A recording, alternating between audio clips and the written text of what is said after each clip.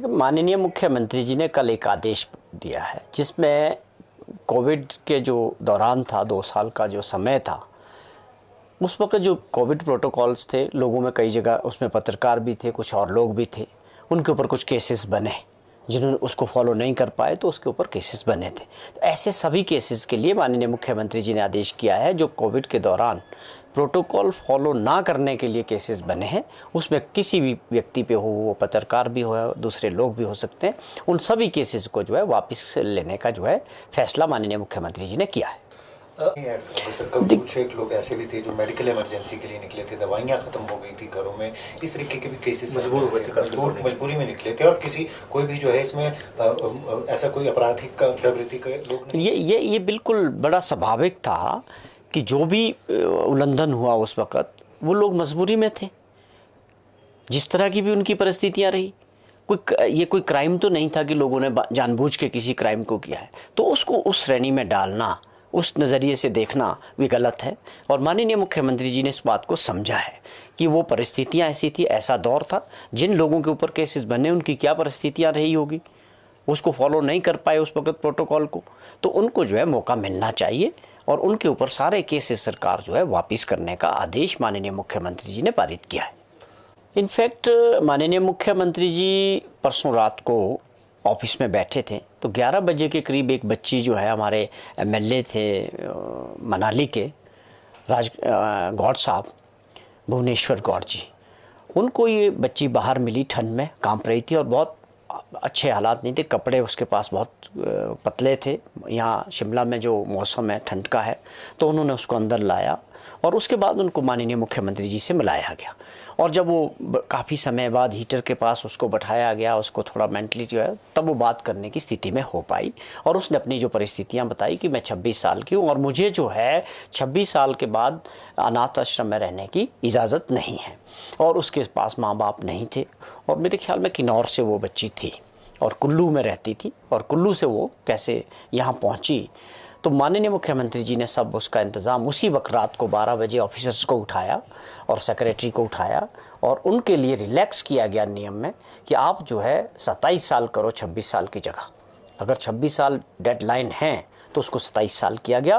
अब वो बच्ची जो है 1 साल दोबारा से अनाथ आश्रम में रह सकती है।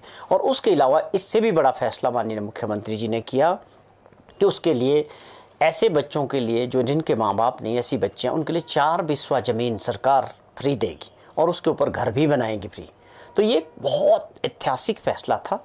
वो मूवमेंट्स जो थे, जो भी लोग साथ बैठे थे, उनके लिए भी, सबके लिए, क्योंकि ऐसे वर्ग के लिए पहले ही बहुत काम माननीय मुख्यमंत्री कर चुके हैं। जो बेसहारा बच्चे हैं उनकी पढ़ाई को लेके पूरा खर्चा उठाने की बात, उनके लिए जो एक सुख आश्रय कोष बनाया गया है। ऐसे बच्चे जो IIM, IIT या PhD कहीं भी पढ़ना चाहेंगे, उनके लिए सरकार उनके माँ बाप के तौर पे माननीय मुख्यमंत्री जी ने आदेश किए हैं। और किसी भी फेस्टिवल पे इनको 500 रुपया देने की बात माननीय मुख्यमंत्री जी ने पहले ही की है। और उसके अलावा 10,000 रुपया इनके कपड़ों के लिए जो है साल में 2 बार, 5,000 गर्मियों में और 5,000 सर्दियों में, ये सरकार देगी कि इनके पास अच्छे कपड़े होने चाहिए। ऐसे विशेष लोगों के लिए मुख्यमंत्री जी का जो लगाव है, जो फैसले इन्होंने 50 दिन के अंदर लिए, ये अपने आप में बहुत ही सराहनीय है। और इसी परिवेश में आप देखें कि उस बच्ची के लिए 1 साल का रिलैक्सेशन करना और उसके अलावा 4 बिस्वे ज़मीन का इंतज़ाम ऐसे बच्चों के लिए, और उनके लिए जो घर बनेगा उसमें उसका सारा पैसा जो है सरकार देगी। और उस बच्ची को भी 1 साल के अंदर ये टारगेट किया है माननीय मुख्यमंत्री जी कि उसको घर मिलना चाहिए। देखिए, बजट अब केवल ये हर साल आता है, वो कहते 5वां बजट जो है फाइनेंस मिनिस्टर साहब का था ये, तो पहले 4 बजट्स के बारे में कोई चर्चा नहीं है कि उससे जब वो बजट पेश किए थे उसकी भी बड़ी तारीफ़ें की भाजपा के नेताओं ने और लोगों ने कि बहुत ऐतिहासिक बजट जो है ये रहे हैं। पिछली बजट की अब मैं बात करूं तो उससे लोगों के जीवन में, आम व्यक्ति के जीवन में क्या बदलाव आया। लोगों की जो समस्या बेरोज़गारी और महंगाई की इस वक्त सबसे बड़ी समस्या है, उसके ऊपर पूरा फोकस होना बहुत ज़रूरी था कि किस प्रकार जो अभी एट प्रेजेंट जो लोग देश की समस्या को फेस कर रहे हैं उसके ऊपर ये बजट क्या बोल रहा है।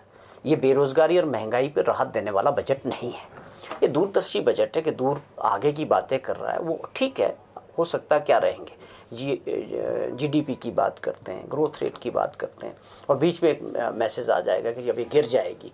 ये बातें जो लोग 70% लोग जो गाँव में रहते हैं, जो कृषि पर आधारित है या कृषि करते हैं या कृषि पे लेबर आधारित है, वो इन बातों को नहीं समझते हैं। वो सीधी बात समझते हैं कि हमारी जो बड़ी समस्या है बेरोजगारी या महंगाई, उसमें किस तरह से जो है हमको राहत मिली है। महिलाएं ये सोच रही थी कि कुछ गैस का जो सिलेंडर है वो सस्ता होना चाहिए था, डीजल पेट्रोल के प्राइसेस अब टिके हुए हैं, उसमें राहत मिलनी चाहिए थी, जीएसटी बहुत सारे क्षेत्रों में बहुत ज़्यादा है, उसमें राहत मिलनी चाहिए थी। मेरा कहने का मतलब है कि ये सीधे फैसले होते तो सीधे लोगों के जीवन में इसका सीधा असर दिखता और इससे महंगाई में निजात दिखती। उसके अलावा बेरोजगारी पे बजट कुछ नहीं बोल रहा कि जो लोगों ने कोरोना के बाद अपने धंधे खोए, रोजगार खोए, उनके लिए लोगों इस बजट में क्या है, वो किस प्रकार द्वारा अपना धंधा शुरू करेंगे या उनको रोजगार कहाँ से मिलेंगे, इस बारे में बजट में कोई चर्चा नहीं। और हिमाचल प्रदेश के संदर्भ में अगर बात करें, हमारी तो परिस्थितियाँ पिछले 9 बजट पेश कर दिए, 10 बजट पेश कर दिए, परिस्थितियाँ वैसी है। रेलवे के विस्तार में कोई ज़्यादा परिवर्तन नहीं है, या टूरिज्म की दृष्टि से माननीय प्रधानमंत्री जी ने बातें कही वो कहीं नहीं दिख रही, आगे नहीं बढ़ पा रहे। उसके अलावा हिमाचल एप्पल स्टेट है, माननीय प्रधानमंत्री जी ने खुद बात की थी कि एक पुरानी डिमांड हिमाचल प्रदेश की है कि जो एप्पल पे जो ड्यूटी है वो 100% होनी चाहिए, जिससे हमारा कंपटीशन बाहर के सेबों के साथ कम हो।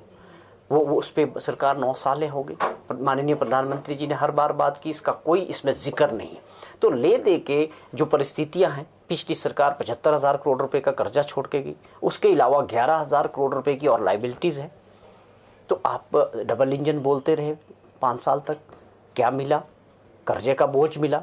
और अभी भी ऐसे राज्य जिनके ऊपर कर्जे का बहुत ज़्यादा था, उनको कोई विशेष पैकेज मिलना चाहिए था, बजट में इसका जिक्र होना चाहिए था कि हमारी मदद केंद्र सरकार किस तरह से कर रही है। तो बहुत सारी बातें हैं जो बजट में साफ तौर पे दिख नहीं रही है। आम जनता के मुझे लगता है कोई खास इस बजट से जो उम्मीदें थी वो पूरी नहीं।